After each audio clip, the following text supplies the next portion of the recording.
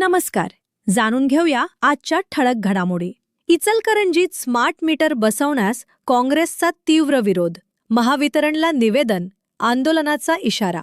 इचलकरंजी शहरातील घरगुती वीज ग्राहकांवर स्मार्ट मीटर लादण्याच्या निर्णयाविरोधात इचलकरंजी शहर काँग्रेस कमिटीने आक्रमक भूमिका घेतली असून महाराष्ट्र राज्य विद्युत वितरण कंपनीच्या कार्यकारी अभियंत्यांना निवेदन सादर करून स्मार्ट मीटर बसवण्याची प्रक्रिया तात्काळ स्थगित करण्याची मागणी केली आहे.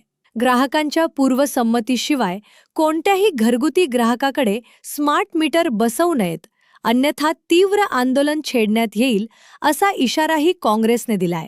निवेदनात नमूद करण्यात आले आहे की गेल्या काही वर्षांपासून राज्यभर महावितरण करून पारंपरिक वीज मीटर बदलून स्मार्ट मीटर बसवण्याचे काम सुरू आहे. मात्र या निर्णयाला राज्यभरातून मोठा विरोध होत असून विविध राजकीय पक्ष, सामाजिक संघटना व शेतकरी संघटनांनीही आंदोलनाचा मार्ग स्वीकारला आहे. स्मार्ट मीटरमुळे वीज बिलात मोठी वाढ होत असल्याच्या तक्रारी अनेक ठिकाणी समोर येत असल्याने सर्वसामान्य ग्राहकांमध्ये भीतीचे वातावरण निर्माण झाले आहे. काँग्रेसच्या शिष्टमंडळाने महावितरणला दिलेल्या निवेदनात म्हटले आहे की वीज ग्राहकांना कोणत्या प्रकारचा मीटर वापरायचा हा त्यांचा मूलभूत अधिकार असून ग्राहकांची स्पष्ट पूर्वपरवानगी घेतल्याशिवाय स्मार्ट मीटर बसवणे योग्य ठरणार नाही. नागपूर खंडपीठानेही ग्राहकांच्या अधिकारांबाबत महत्त्वपूर्ण निरीक्षणे नोंदवल्याचा उल्लेख निवेदनात करण्यात आला आहे. या निवेदनामध्ये पुढील प्रमुख मागण्या करण्यात आल्या आहेत. इचलकरंजी शहरातील स्मार्ट मीटर बसवण्याची प्रक्रिया तात्काळ थांबवावी. कोणत्याही घरगुती ग्राहकावर स्मार्ट मीटर बसवण्याची सक्ती करू नये.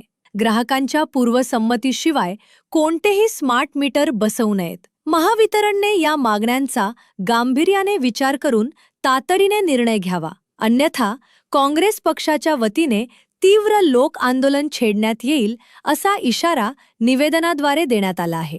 यावेळी शशांक बावचकर, संजय कांबळे, बाबासो कोतवाल, शशिकांत देसाई, युवराज शिंगाडे, राजन मुठाणे, अजित मिणेकर, रविराज पाटील, पोपट शिंदे, सुदाम सारुंखे, रवी वासुदेव, चंद्रकांत मिस्त्री, अण्णा कांबळे, रवींद्र पाटील यांच्यासह काँग्रेसचे पदाधिकारी व कार्यकर्ते उपस्थित होते.